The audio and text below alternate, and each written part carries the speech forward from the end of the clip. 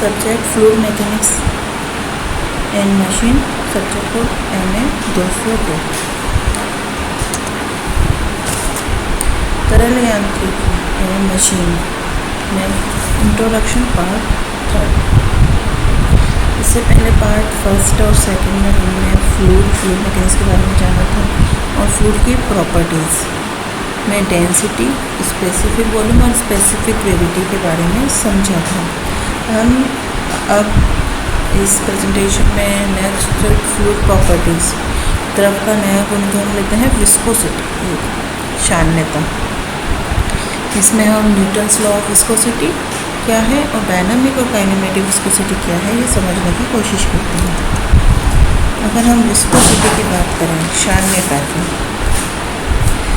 तो ये किसी भी द्रव का वह गुण है जो उसके बहने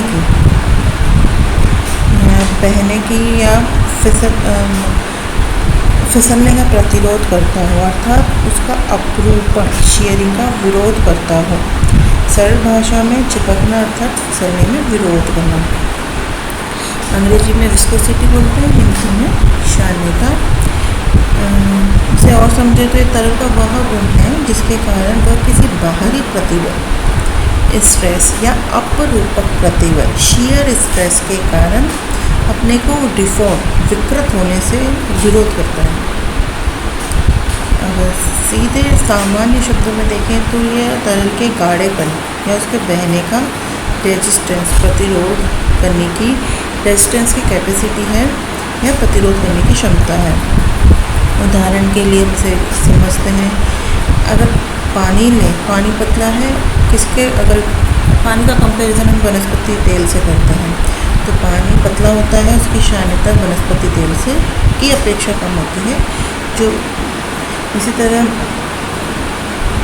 किसी द्रव या गैस यानी किसी भी तरल के दो क्रमागत परतों के बीच उनकी आपेक्षिक गति,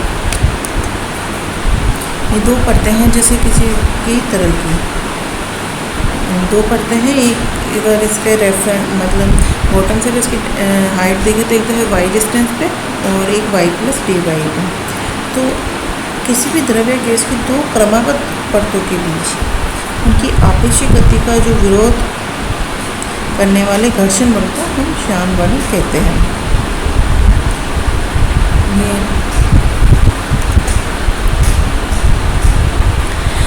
आमतौर पर देखा जाए तो सभी वस्तुएं, चाहे गैस हो, द्रव हो, ठोस यानी कोई भी पदार्थ हो, उसका डिफॉर्मेशन तो होता है और वह उस बॉडी या पिंड के विभिन्न हिस्सों में रिलेटिव मोशन, सापेक्ष गति कराई जाए तो उन्हें अवरोध करने की प्रवृत्ति होती है। कुछ वस्तुओं में ये ज़्यादा होती है और कुछ में कम। जब हम जैसे किसी पानी को किसी चिकनी सतह पर गिराते हैं तो हम देखते हैं कि पानी तेज़ी से बहता है, लेकिन यदि हम ग्लिसरीन की उतनी मात्रा या किसी शहद की उतनी मात्रा गिराएं तो वह ज़्यादा समय लेगी, क्योंकि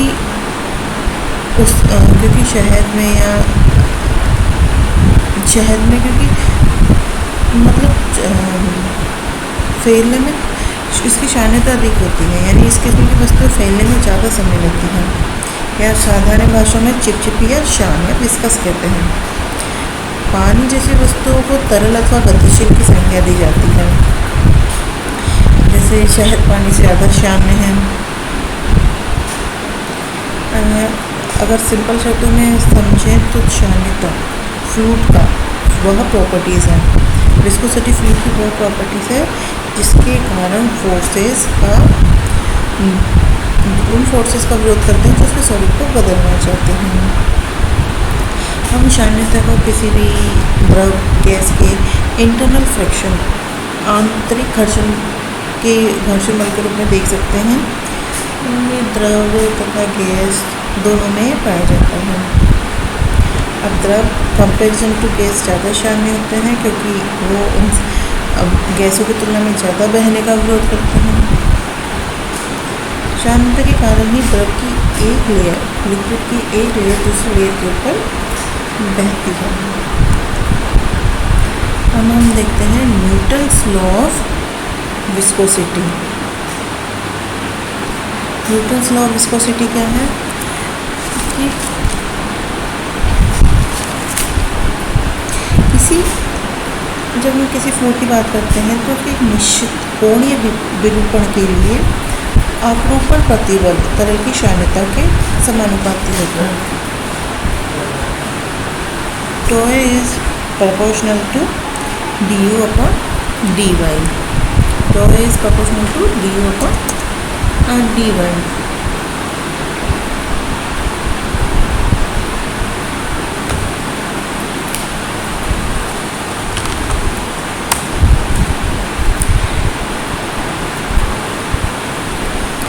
अब यानी न्यूटन्स विस्कोसिटी लॉ क्या है कि shear stretch between edges and flow layer is proportional to velocity gradient. Velocity gradient क्या होगा? du upon dy between the two layers.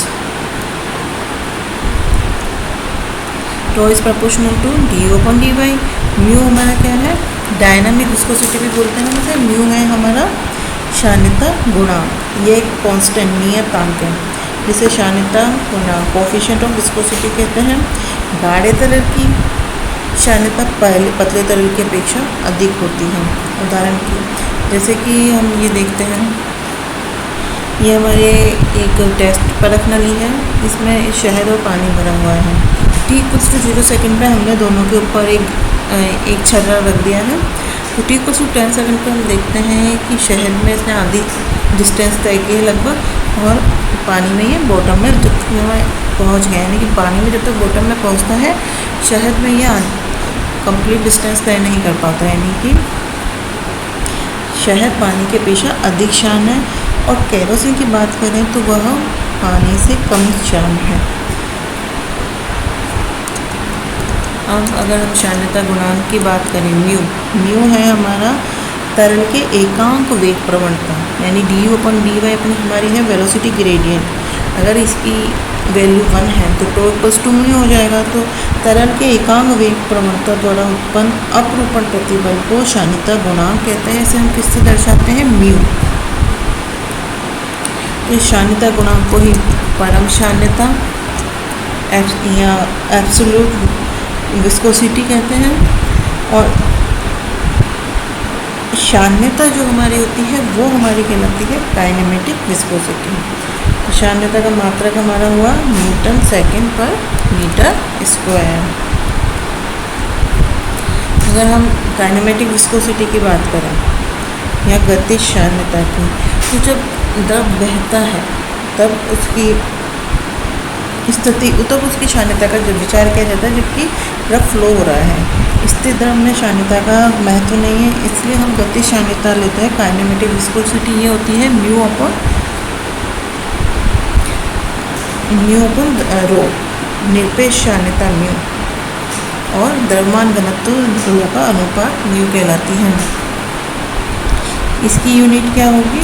Metre square पर सेकेंड। काइनेमेटिक विस्कोसिटी में क्या है?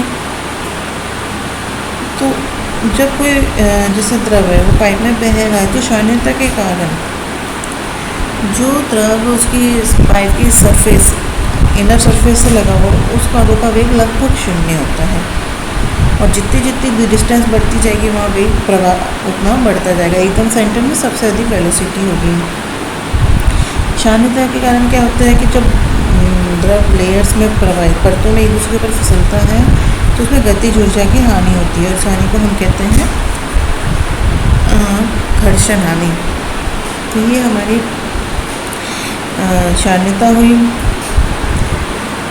अगर हम जो हमारे फ्लूइड हैं जो श्यानता के नियमों का पालन करके प्रभावित होते हैं वो न्यूटोनियंस फ्लूइड कहलाते हैं, जैसे जल, मिट्टी का तेल।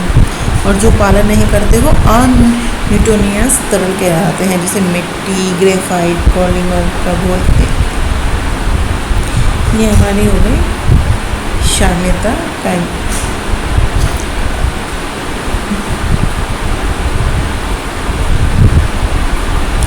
काइनेमेटिक विस्कोसिटी और विस्कोसिटी। Thank you.